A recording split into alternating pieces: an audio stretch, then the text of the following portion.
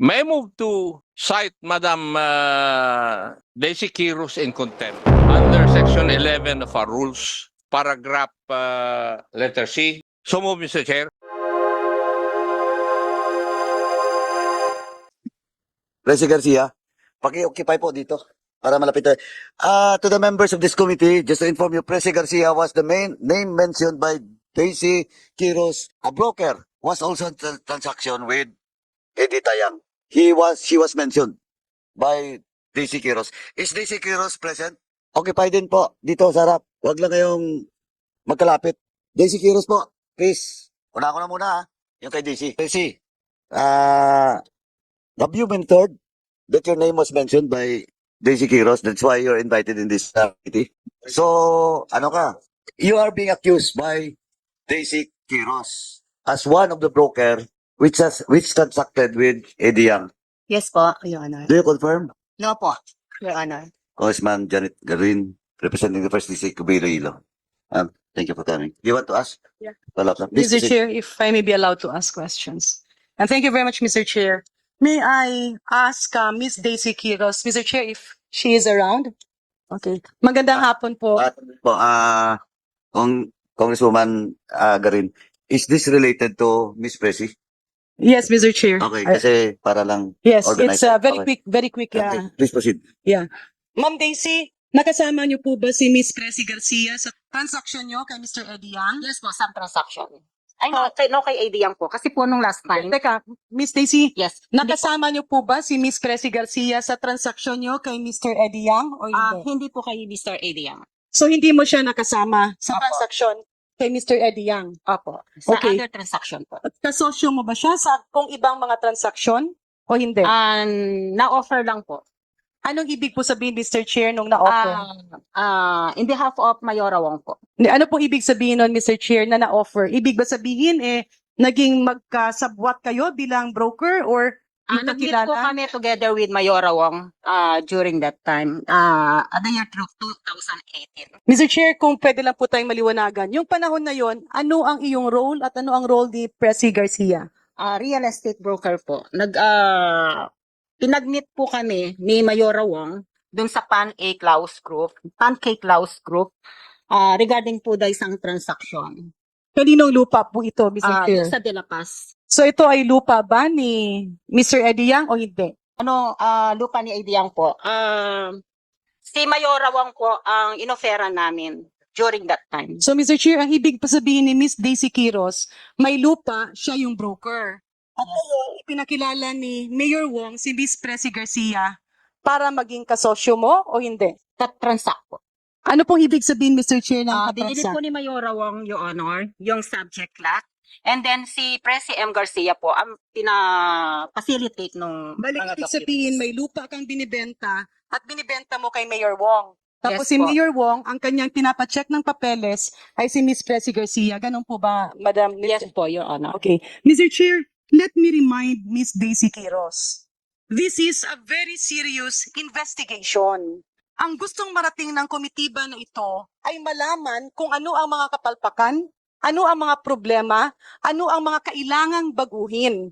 And in the quest for looking for ways to correct all the wrongdoings, mas magiging mahirap po ito kapag magdadawit ka ng maraming mga tao na wala namang kinalaman. Because, I'm not sure, Mr. Chair, if that is a violation, because my layman's understanding will actually be the fact na baka may kinalaman si Miss Daisy Quiros kasi obviously, she's trying to divert the attention of this committee. With that, Mr. Chair, let me remind Miss Daisy Quiros, nasagutin lang yung tama. Kung merong mga nagpre-pressure sa'yo, pwede nating filean ng reklamo. Meron po bang nag-pressure sa'yo na ituro ang ibang tao para malinlang ang investigasyon na ito or wala? Wala naman po, kasi totoo naman pong during that time, matunog po ang pangalan niya sa transaction sa San Simon. Ano pong ibig sabihin nyo na matunog ang pangalan? Broker siya ni Eddie Yang? Empleyado siya ni Eddie Yang? Hindi naman po actual na broker siya ni AD Yang, pero sometime, I don't know kung nag-offer din siya. At ang tinanong po last time sa akin, kung sino-sino mga brokers or agents. Ang sabi mo, hindi lang ikaw ang broker na nakipag-transact kay Eddie Yang. Sino-sino po ang mga brokers na to at agents. Kaya So, po, nasabi Mr. ko Chair, po. let me go back to Ms. Presi Garcia. Did you have any transaction? Meron ka bang ibinenta na kahit isang square meter ng lupa kay Mr. Eddie Yang or wala? Wala po, Your Honor. Mr. Chair, may we remind Ms. Daisy Quiros that she is under oath. And allegations na iniipit siya ng PNP, iniipit ng CIDG, these are glaring accusations. Dalawa lang po ito, baka gusto niyang umiwas or gusto niyang mandamay. And at the appropriate time, Mr. Chair, alam ko marami pa yung gustong magtanong, but if the members of the committee will respect my desire, I'm somehow inclined to hold Ms. Daisy Quiros in contempt, citing the fact that she is diverting the issue being discussed in this committee. But I will put that motion, Mr. Chair, at the proper time. Thank you, Mr. Chair. Thank you, Deputy Majority Leader Garin. Madam Queiroz, kasi nandito yung transcript ng exchanges of questions and your answer during the previous hearing. Si Vice Chair Luis Ro nagtatanong. Malinaw po dito, tinumbok mo po yung PMG Realty. Yes po, PMG Real. Now you're telling na, kasi PMG Realty is, di ba, Presi Quiros? Apparently po, tinanong din po ni Sandali. Honorable. Sagutin mo ang tanong ko. PMG is referred to Presi Quiros. Presi Garcia. PMG Real Ah. po, Presi M. Garcia. And in fact, you mentioned the name of Presi Garcia last hearing. Tama? She was mentioned by Honorable Congressman Teka. Gonzales. Eto na naman tayo napaka-pilosopa mo. Maaga ka pa, ipapakulong na kita dito. Ba't mo itutulak kay Dan? Pinakonfirm sa'yo, kinonfirm mo. Yes Na po. ang tanong sa'yo ni Dan, bakit hindi mo sinabi na yung PMG is Presi Garcia? Tinanong ka kasi ni Dan, Chairman Dan noon. Nandito yung transcript sa akin, no? PMG Realty po, kasi nababasa ko sa San Simon before, marami pong nakapost na PMG Realty sa mga Oo nga, pero tinanong ka diretso na ni Chairman Dan nung nakarang hearing with regards to Presi Garcia. And you confirm that Presi Garcia is one of the broker. Yes kay po, yung Diang. PMG Realty po. Yun, One of the broker kay I Diang. was mentioned. No, one of the broker kay Diang because the topic during that time is who are those brokers involved kay Diang? And you pinpointed to Mr. Presi Garcia, PMG Realty. Your Honor, ang tinanong po sa akin, sino-sino po ang mga brokers and agents sa subject? Nako, eto ka na naman. na, Eto, last na lang to Ang tanong sa'yo ni John, did you know Presi Garcia? Nung una, hindi mo sinagot. Nung sinagot mo na, yes po, kanina ka pang sinatanong kung sino pa mga kilala mo ng mga brokers na related kay Eddie Yang. Hindi ka tinanong namin dito kung sino mga brokers na kilala mo sa buong Pampanga. Because the subject matter during the time is not even. Tumang, the subject matter and person during the time is your transaction with Eddie Tayang. Pwede ka bang lumusot doon? We never question you, ask you kung sino mga brokers sa Pampanga. We ask you about those brokers involved in the transaction or Eddie Tayang. And yung PMG Realty and Mr. Presi Quiros. Presi Garcia. Honorable Luistro, she asked me about the brokers in Pampanga po during Eto previous. talagang sinungaling ka talaga. Gusto mo ba sabihin na tinanong ka lang kung sino mga broker? Ang dami-dami. Well, in fact, before that question, you've been asked by the members of the committee, kasi sinabi mo may mga barangay captains, di ba? Na involved. Tama? Yes po. Ang premise doon kay Diang. Ngayon, nag-mention ka dito, Barangay San Pablo Libutan, Barangay Captain Bando, Barangay Captain Aming of Pablo Propeo, Barangay Captain Randy of San Isidro, Barangay Captain Ramelo Mangay of De La Paz. Minention mo lahat to. And the question to you, your involvement in the transaction with Eddie Tayang, and you mentioned Presi Garcia. Huwag mo na nga kaming lukuhin At dito. the year 2018 po yung honor. And then, Na-mention din po siya ni 2018, whatever year. Dahil kasi sinasabi mo na ang tanong is referred to all brokers. In Pampanga, no. You were being asked the time, brokers which is related to Eddie Tayang. Because you claim na pinipigilan ka nila, di ba? Tama? Yes po.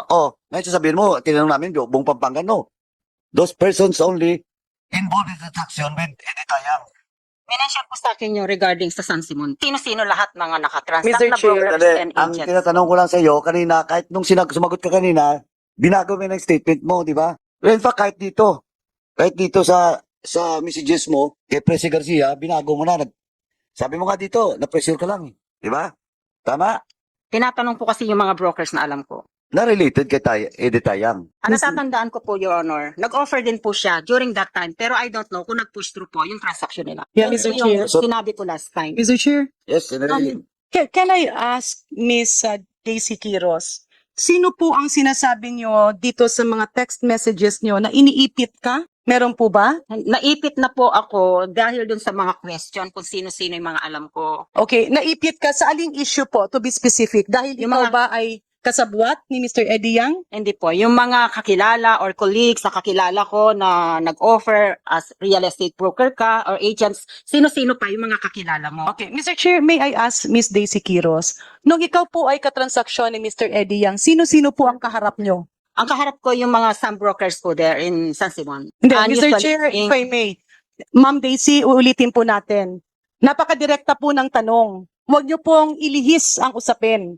Ang tanong kasi, sino-sino ang kaharap mo nung nagbebenta ka ng property kay Eddie Yang? Si AD Yang po, tsaka yung landowners. Sino pang iba? At ang abogado, si Eddie Yang or sekretarya? Kasi sa pagkakaintindi ko, kapag ganyan, dapat meron kang abogado or sekretarya na kaharap. Nagde-take notes, nag-aayos ng mga papel para mapakita na talagang walang mali doon sa ginawa nyo. Or kung merong mali, di makikita yan. Pero para po matulungan kayo, kasi ang sinasabi mo nga, naiipit ka. Kapag ikaw ay nagbebenta ng lupa, ang kaharap mo, sino? Si Eddie Yang. Sino-sino ang kasama niya?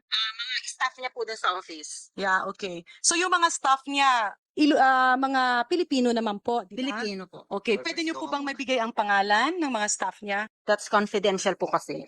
Mr. Chair? May I inquire if the answer is correct? Ganito po just to reiterate, ang tanong ko po, nung siya ay nagbenta ng lupa, sino ang kaharap niya? Ang sabi niya si Mr. Eddie Yang at mga staff. Kaya nga ang sabi ko, para matulungan si Ma'am Daisy, na ang feeling niya kasi naiipit siya, para maipakita na legitimate siyang nagbebenta ng lupa, sino yung kaharap niya? Kasi broker ka at yung kaharap mo, ibang broker na nagbebenta, paano ka magbebenta? Sa nagbebenta rin, di ba magbebenta ka sa buyer? So yung tanong ko, Mr. Chair, sino-sino ang kaharap niya ng mga kasama ng buyer? Ang sagot po, it's confidential. If there's fear, may I ask the wisdom of this committee? Paalalahanan lamang kita, Miss Daisy, no? Kung maaari sana, sagutin mo yung tanong. Kasi it seems na ang iyong mga sagot ay marami ka pang, direktang sagot lang. Kagaya nung tanong ni Congresswoman Garin at Bigyan mo kami ng halimbawa, paano ka naiipit? May tinanong si Congresswoman Garin. Hindi mo masasagot ng diretso dahil nakaipit ka. Baka mamaya magtatanong ako sa'yo, sasabihin mo, ipit na ipit ka pa rin. Hindi na ako magtatanong. Walang silbi itatanong ko sa'yo. Your Honor, ang sinabi ko pong iniipit, yung pagtatanong sa akin tuwing before hearing, after hearing, yun po, napipressure po ako na sa mga Sino ang question. nagtanong sa'yo na napaipit? paano ka maiipit? Miss DC Quiros. Tinatanong ka ni, Can you repeat the question, ma'am? Kasi marami na po yung kwento. Aling ko po alam kung Okay. alin yun yung subject Sige. matter. Okay. Okay, let me go back, Mr. Chair. Earlier, ma'am, ang sinabi mo, iniipit ka at nape-pressure ka. Pero kinorek mo ito na tinatanong ka lang. Ang bottom line dito, nasa sitwasyon ka na nagkakaroon ng mali siya kasi hindi mo sinasabi yung mga nakaharap mo nung binenta mo yung lupa. And you diverted the issue by pointing at other legitimate brokers in Pampanga. So para matulungan ka na ikaw ay isang broker lamang, wala kang kinalaman dito, nagbenta ka lang ng lupa, kaharap mo yung buyer, kasama niyo yung kanyang mga kasamaan who can attest and testify that the sale is regular. I am asking you, sino-sino ang mga kaharap mo? Okay, ma'am. The buyer and seller, me and with AD Yang, nung nag-buying sila ng property dun sa 6 landowners na binenta ko sa kanya. Okay. So yung buyer, syempre, meron naman yung mga kasama, titingin ng papel, magbibigay ng papel, mag-uusap-usap kayo, magre-release ng bayad. Sino-sino po yung mga ito para mag-witness sila na wala kang kinalaman, kundi broker ka lang talaga. Yung 6 na landowners po. Hindi, aside from the landowners, yung buyer, on the side of the buyer, we're not saying on the side of the seller. The buyer during that time po, si AD Yang, dun sa subject property Wala siyang mention ibang kasama. Wala po, kasi direkta ako pumupunta sa office. So siya yung nagbigay sa'yo ng lahat ng papeles. Yes po. Siya yung nag-asikaso pati mga cheque. Eh di ba malaking kumpanya yan? Wala po bang nag-aayos ng ito yung cheque, ito yung voucher mo, ito yung ganyan? That was 2018 pa po. I don't know na po kung yung secretary na o staff kung employed pa rin. Hindi, pwedeng wala na sila, pero sino po sila? Para maipakita natin, ma'am, na Hindi ko na legit po, ka. hindi ko na po matandaan yung name po. So hindi mo na talaga matandaan. Opo. Sino po yung pumirma na witness during the transaction? Ako rin po pumipirma as witness. Isa lang? Wala nang iba? Ilang witness po ang Opo. pumipirma dyan? Dalawa po. Oh, sige. Ikaw at sino po yung isa pa? Ako lang po pumipirma. So kulang ng isang witness. Pwede naman po kasi minsan nagpapanotary ako na isa lang ang witness. Hindi, ma'am, dito na lang. Dito sa mga binenta mong lupa, isa lang yung witness? Wala nang iba? Isa lang po pag kami ang ano. So, Mr. Chair, can you look at the documents if indeed it's true? Yes. Yeah. Wala daw, isa lang daw yung witness. And further, Mr. Chair, ang sabi nga ni Ma'am Daisy Quiros is hindi na niya natatandaan yung mga kasama nung buyer na gumagawa ng mga papeles or nag-aasikaso ng mga papeles. Yung seller ng properties? Mr. Chair, Okay. yung ating witness ang nagre-refer sa isang unilateral sale. Yun ang palaging ginagawa nila. Tama? Puro unilateral sale. Yung buyer lang ang pumipirma, yung seller wala. Tama? Nandun po, kaharap Oo, po. yan. Yan ang Ginagawa- sinasabi ko pa noon. May depekto po yun. Sapagkat hindi po pwedeng magkaroon ng sale kung walang consenting two parties. Ang palagi niyong ginagawa para mabilis, isa na lang ang pumipirma. Sinabi naman niya dyan. Andiyan daw, pero hindi niya maalala kung sino yung Witness. kasabi niya, yung nag-prepare ng voucher, nagbabayad ng check ng seller. Yes. Hindi karaniwan ang pumipirma lang yung seller pero si AD ang hindi nakapirma. So, Mr. Chair, Ito, with the indulgence of Congressman Garin, nandito yung LRA, no? LRA, nandito ba? Have you already checked that property? Na-check niyo na ba yung mga documents with regards to that property that was sold to Eddie Yang? Those 6 properties, sabi niya nga, 6 yung seller eh.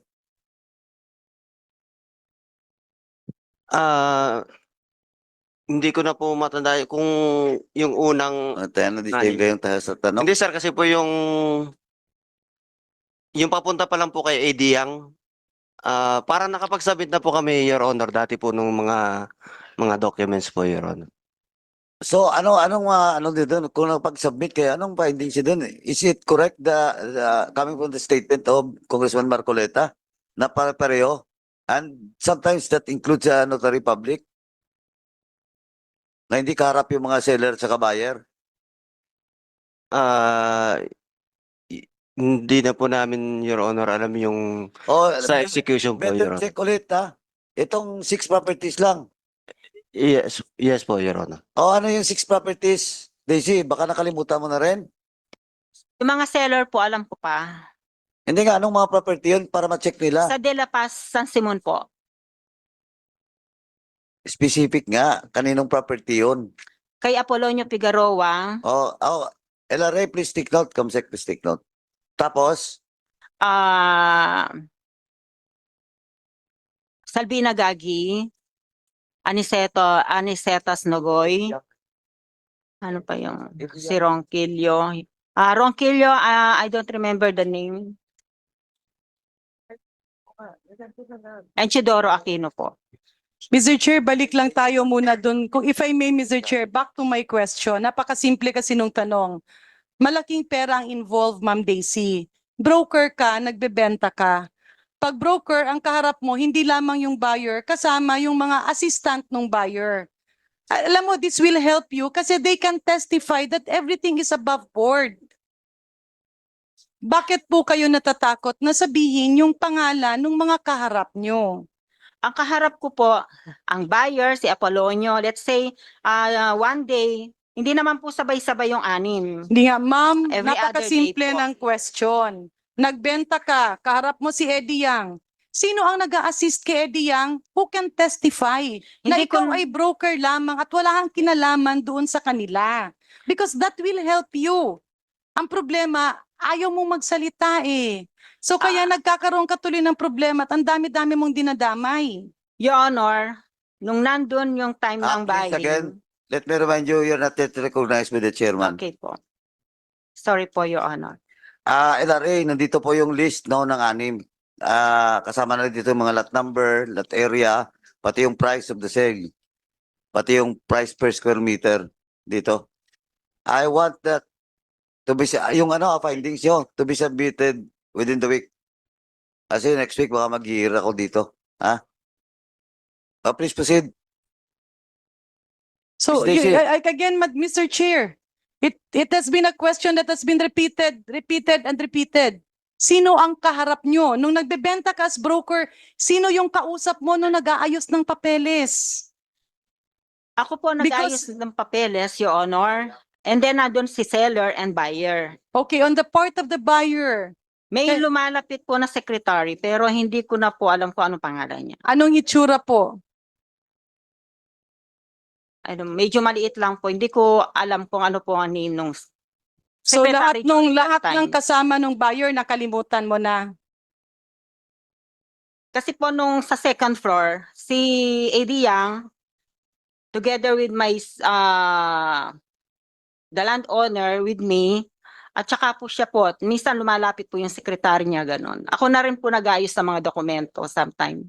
Yun nga, Mr. Chair, ilang beses siya nakakahalubilo, nakakaharap. Usually, mga broker, nagre-regalo pa yan sa mga sekretarya eh. Ganun, alam naman natin ang usual demeanor. Miss Daisy, I don't know you from Adam. I'm trying to help you by allowing you to prove that you are doing legitimate transactions. If you refuse to identify yung kausap mo at kung palagi mong sinasabi na hindi mo kilala, nakalimutan mo, baka hindi na employed dyan, sa dami-dami ng mga pinangalanan mo, bakit mas hindi mo matandaan yung nagbibigay sa'yo ng pera, cheque, kausap, at nagbibigay ng hanap buhay? It's as simple as that, Mr. Chair. Anyway, Madam DML, no, before I will ask a motion from the members. Congressman Marcoleta, please proceed. Thank you, Go Mr. ahead, Mr. Chair. Ma'am Daisy, itong yatay industrial park, ilan ang nabenta mong mga parsela ng lupa dito? Wala po akong nabenta. Kahit isa. Wala po akong nabenta sa Mexico. Yung Pampanga Heavy Industrial Park Corporation, ilan ang nabenta mo? Wala din po. Yung Mexico 999 Industrial Realty and Development, Wala po. saan ka nagbenta? Sa San Simon lang po. Wala kang binenta sa Mexico. Wala po. Lahat ng binenta mo sa Mexico, unilateral sale. Inamin mo kanina. Sa San Simon po. Wala po akong binentang unilateral. O, nagsinungaling ka na naman kasi kasasabi mo lang kanina, isa lang ang witness ka mong ganyan. Ano ba talaga? Hindi naman po kasi, Your Honor, ako nagpa-process sa RD. Ikaw nga ang broker malapit ka nang makulong. Opo, 3 segundo na lang. hindi naman po kasi ako lahat yung nagpa-process sa O ano lang ang facilitation. pinoprocess mo? Ano lang ang pinoprocess? Particular ano lang po. Minsan ina-assign lang po Okay, sa gulo akin ko yung na. ilan. Mangilan-ngilan lang po. Pinipigyan na nga kita ng pagkakataon. Okay, tamo, naubos na. Ma'am. Last lang po to, ha. Madam, pasensya na po tayo. Nung last hearing, walang quorum. That time, dapat na-contempt ka na. Chairman Akop, alam mo naman yung rules natin. Nung last hearing pa to iba yung tanong mo, nililihis yung mga sagot niya. Mr. Chair, pwede po bang magsalita? Yes, please proceed. We have a witness na ang basehan ng kanyang mga kasagutan ay dahil dun sa napapanood niya sa YouTube. Di ba? At inamin niya kanina na yung mga chismis dun sa YouTube. Paano nga natin makukuha yung tamang kasagutan kung ang basehan ng ating witness yung nakukuha niya sa YouTube? To refresh your memory, Madam Daisy Quiros, Ang mga nagtanong sa iyo nung last hearing ay si Honorable Fernandez, si Honorable Flores, at ako. Di ba totoo yun? Kasi Yes nasa po. akin yung kwan eh. Kanina ka pa sagot na sagot, binabasa ko yung kwan.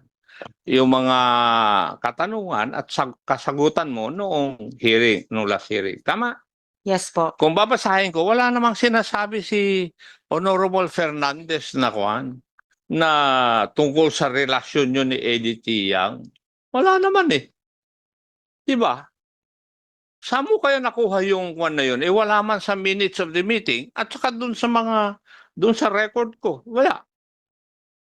Natatandaan ko po na itanong po yung anong gusto mo, relasyon o pera, pera o relasyon. Yun lang po kasi na-misinterpret ko lang po siguro yung question niya. Na-misinterpret mo. Ngayon, sinasabi mo na na-misinterpret mo yung kung sinabi man ni Honorable Fernandez yon, di ba?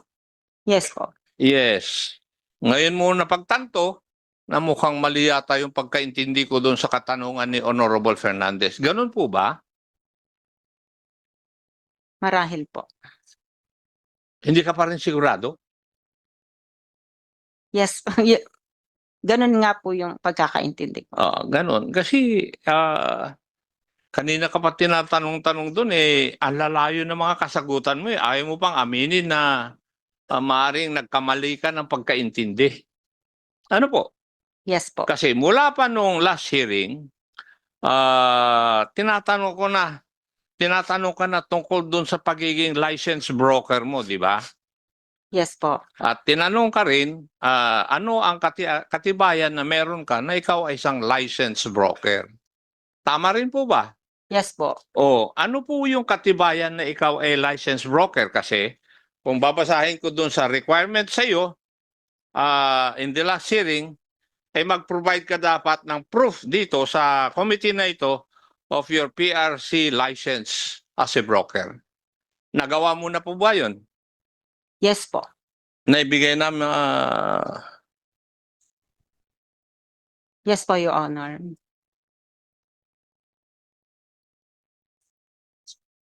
meron na. Nagsabi na siya. Eh kasi sa yun sa mga requirements sa kanya sa last hearing eh. Ano ba yung ano mo? Yung sinabit mo? Year 2008? Yung pong PRC license ko existing. 2000? 2024 pa yung December 2024 pa po yung ano nun, yung expiration. And then, tinatanong ko, kailan?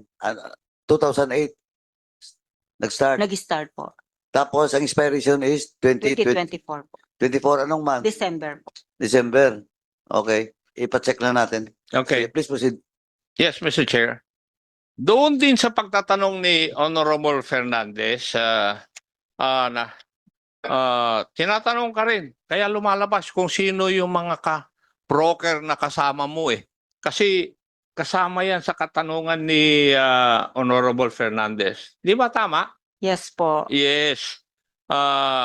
Nakalagay dito, the Honorable Fernandez pressed her about other brokers who acted on behalf of Eddie Young, highlighting the fact that she mentioned other brokers earlier but now claimed not to know their names.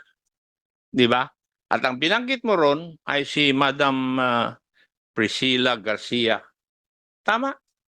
PMG po ang sabi. Yes, PMG yung sinabi mo. Yes po. Ano yung PMG?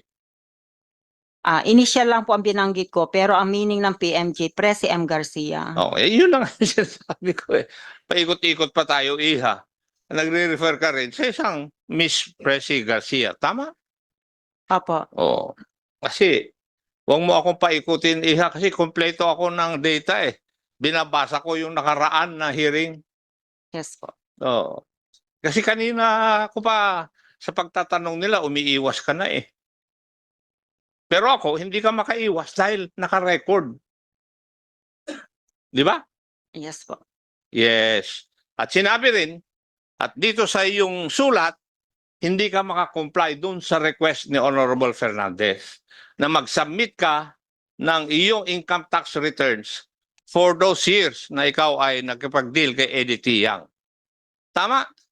Yes po. Yes, hindi ka makapag-submit. Bakit kaya hindi ka makapag-submit doon sa requirement ng committee na ito na mag-submit ka ng income tax returns mo as requested by the Honorable Fernandez? Yung 2018 po na transaction ko kay AD Yang. Yes. Yun ang Opo. hiniling ni Honorable Fernandez eh. Opo. Bakit kaya hindi May ka na-mention makapag-submit? po na po ako. Ano? May na-mention na po ako sa letter po, Your Honor. Kaya nga, sabi mo, hindi ka makapag-submit. Yes po, dahil prioritizing the enrollment fees of my niece and nephews. In English mo ako, I cannot see the logic behind your taking care of the tuition fees of your nephews and nieces Yes. vis-a-vis yung pag-submit mo rito ng iyong or your income tax returns for the year 2018. Yes po, but I'm still working on. Hindi nga. Working. Eh, bakit hindi ka makapag-submit? Hindi ko pa po na-settle, pero kasalukuyan ko pong wino-workout. Ano pong ibig niyong sabihin sa hindi niyo pa na-settle at wini-workout ninyo? Dahil po medyo malaki na po yung penalties, nag-ano pa po ako ng budget. Nag-iipon para ma-settle po. May the whole penalty amount. ka. Yes po. O ibig sabihin, baka hindi ka nag-submit o gumawa ng iyong ICR. Wino-workout ko na po. Hindi mo naman ako sinasagot eh. Paiwas ka. Naririnig mo si Daisy. Chairman Paduano na sagutin ako mo na na diretso. tinatawag para dun sa pagpako dun sa huling pako sa iyong kabaong. Binibigyan na kita ng pagkakataon para sabihin mo na yung katotohanan eh. Hindi ko pa po na-settle, pero Nag-file ka ba? po. Opo. Wino-workout ko na po. Naano ko na po yan. Na-kuan ko na po sa. Ano ba ang problema doon sa ITR mo ng 2018? Sinungaling ka eh.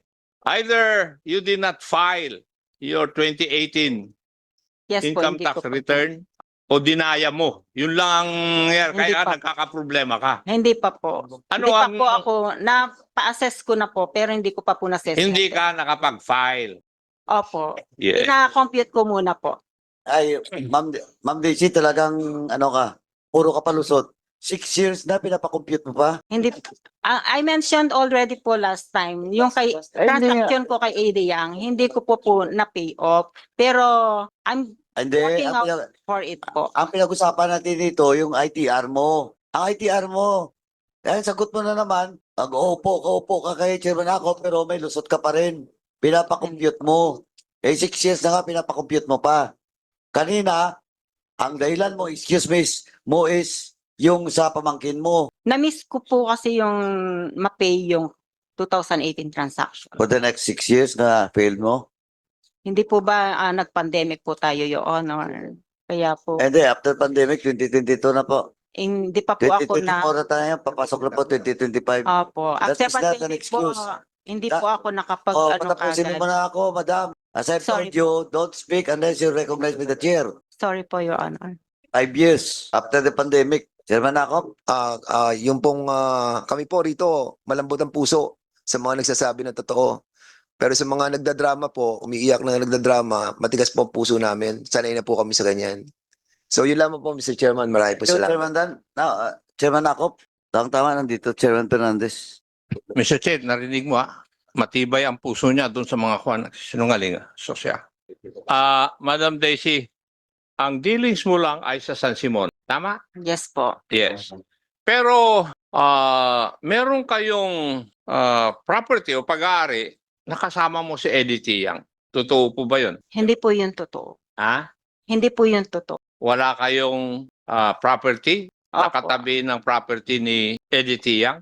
Wala po. Doon sa last meeting, sinabi mo yun. Di ba? Konti lang po yun. Ikaw na tinapay. Ba't tatawa ka? Nagsinungaling ka na nga, tumawa Sinungaling ka. ka nga eh. Tatawanan mo pa ang sarili mo? Konti lang. Yung Hindi po- nga ang tanong, hindi ko naman Wala na tinanong kung konti ang pag-aari na mo nakatabi ng pag-aari ni Eddie Yang. Ang tanong Hindi. ko, kung meron kayong property na katabi ng property ni Eddie Yang. Di ba? Yun naman ang tanong ko eh. About po dun sa authority, ay SPA po. Yun naka-stated dun sa SPA. Ang ibig niyo sabihin. Mr. Chair, Chairman? alam po ninyo, bago ako umalis kaninang umaga doon sa aming bahay, sinabi ng aking anak, magpakabait ka, tatay. Opo. Kaya ang tagal-tagal ng pasensya ko eh. Pero kanina, narinig ko kanina si Deputy Majority Leader Janet Garin, yung ibang magtatanong. Eh, sumusobra ka na yata, Madam Daisy eh. So, ayaw mong sagutin ng tama yung aming mga katanungan. Sasagot ka ng hindi tama, tapos pag naipit ka, babaguhin mo. Di ba? Ang katotohanan po noon, meron po Ibig mo akong sabihin, lahat ng sinagot mo sa amin, hindi katotohanan? katotohanan po. O, eh, Ibig ano ko sabihin po, katotohanan na sinasabi mo sa- ngayon? in my part, nakasulat dun sa special power of attorney.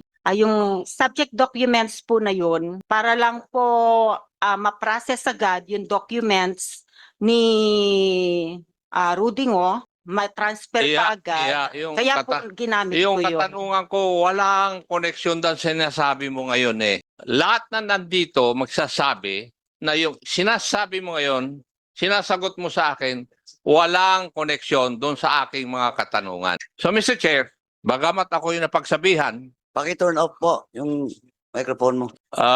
may move to cite Madam Daisy Kiros in contempt under Section 11 of our rules, paragraph letter C. So move, Mr. Chair. There's a motion, but I just like to clear what is letter. Sino refusal to answer relevant questions. You're lying. So you're being accused by this committee of lying through the motion of Congressman or Chairman Akop.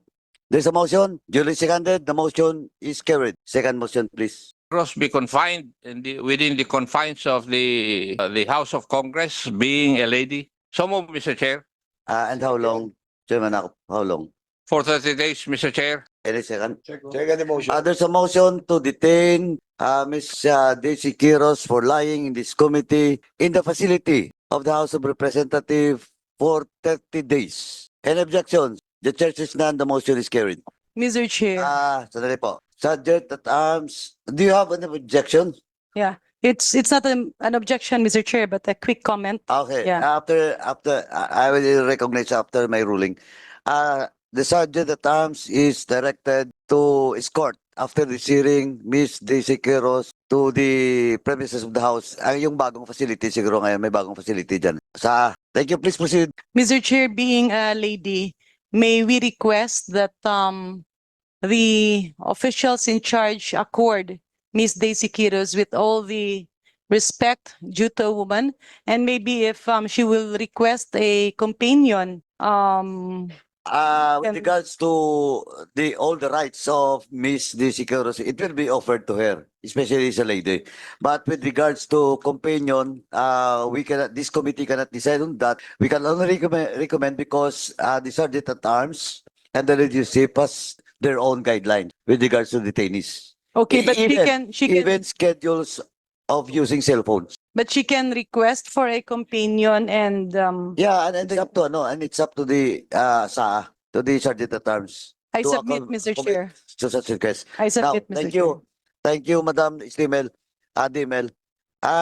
Ms. Daisy Quiros, I just like to remind you of your right. Now, today you're cited in contempt, but still you have the right. You have to write this letter, to write a letter to this committee, to the chair, for requesting for a motion for reconsideration. That is your right.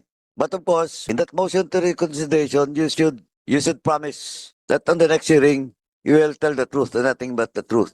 Or else, you will be cited in contempt again. Nagkalinawan ba tayo? I understand, Bye. Your Honor. You understand, ha? Sigurado Yes ka? po.